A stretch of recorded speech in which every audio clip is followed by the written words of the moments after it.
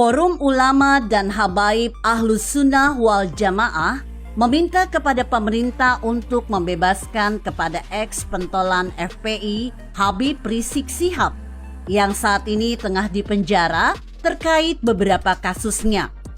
Hal tersebut disampaikan dalam rapat dengar pendapat umum RDPU dengan Komisi 3 DPR RI pada Senin 6 Desember 2021 kemarin. Mereka pun meminta Komisi 3 DPR untuk terus mengawal kasus yang menimpa Habib Rizik. Katanya dengan berat hati dan alasan demi nama baik wakil rakyat, terutama Komisi 3, wajib hadir untuk memberi sumbangsi terhadap posisi yang saat ini dialami Rizik Syihab untuk membebaskannya tanpa syarat. Anggota Komisi 3, Asrul Sani, mengklaim selama ini pihaknya telah melakukan banyak upaya terkait kasus hukum Rizik Syihab. Namun ia tidak menjelaskan upaya seperti apa yang telah dilakukan. Hanya saja ia menegaskan DPR tidak boleh melakukan intervensi dalam proses penegakan hukum, tetapi sebagai sikap-sikap politik tentu akan disampaikan. Merespon hal itu, pegiat media sosial Denny Siregar menilai bahwa Indonesia adalah negara hukum. Hukum ditegakkan tidak mengikuti perasaan, tetapi bukti. Siapa sih kalian yang menamakan diri sebagai ulama, Habib?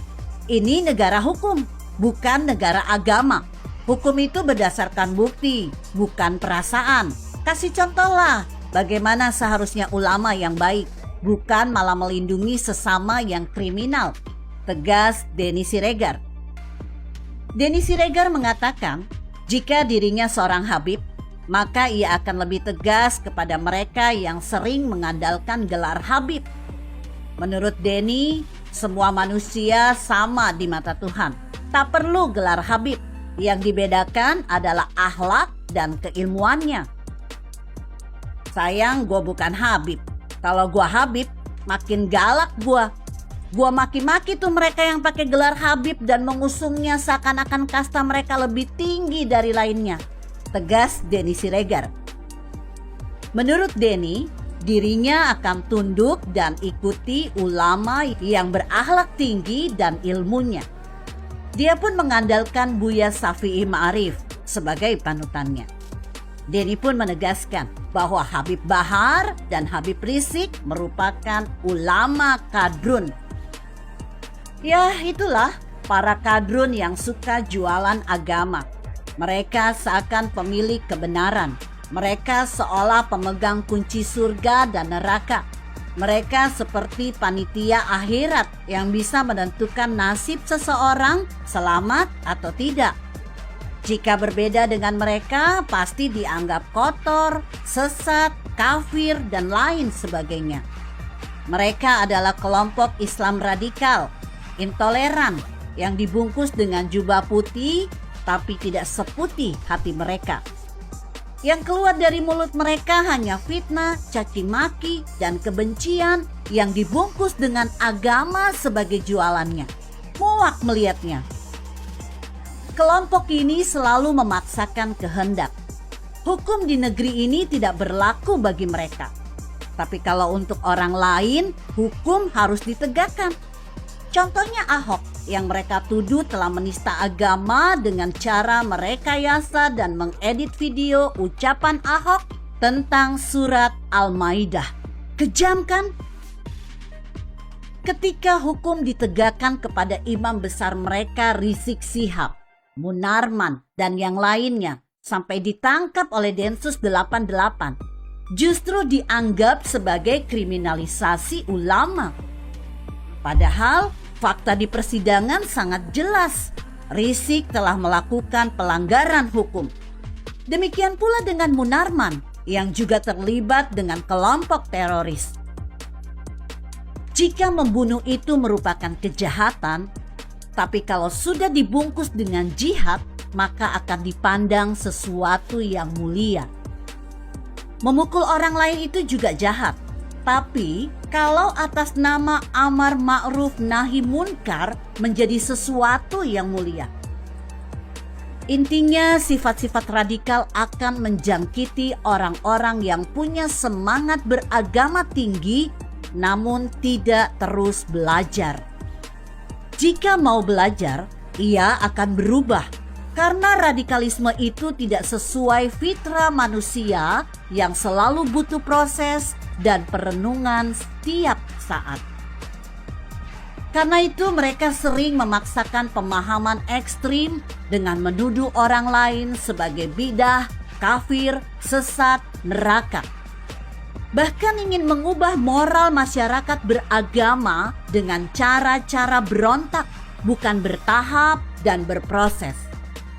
Mereka juga tidak mengakui tradisi yang sudah mengakar, sehingga membahayakan persatuan dan kesatuan bangsa. Mereka selalu mengajak langsung kepada Al-Quran dan hadis, tanpa mengikuti pendapat para ulama. Kelompok ini mengklaim kebenaran Islam hanya ada pada mereka. Yang lain salah, karena dianggap tidak sesuai sunnah Nabi dan Al-Quran. Mereka juga suka mengedepankan buruk sangka, karena merasa dirinya aman dari murka Allah, karena merasa dirinya paling benar sejagat akhirat. Coba Anda saksikan setiap ceramah Rizik Syihab. Hampir semua berisi narasi ujaran kebencian, provokasi, dan kata-kata kasar. Tidak ada yang bisa diambil sehingga dapat menyejukkan. Bahkan kata lonte pun sangat lancar dan dengan mudah dia ucapkan. Apakah ini menunjukkan perilaku Rizik sebenarnya? Entahlah, hanya dirinya dan Tuhan yang tahu. Ceramah seperti itu hanya bisa diterima oleh orang-orang bodoh yang kurang pengetahuan dan mendalami agama.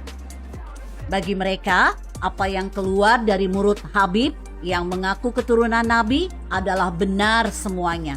Tidak ada yang salah. Jika meniru akhlak Nabi Muhammad, tidak pernah membalas ucapan jelek dari musuhnya sekalipun.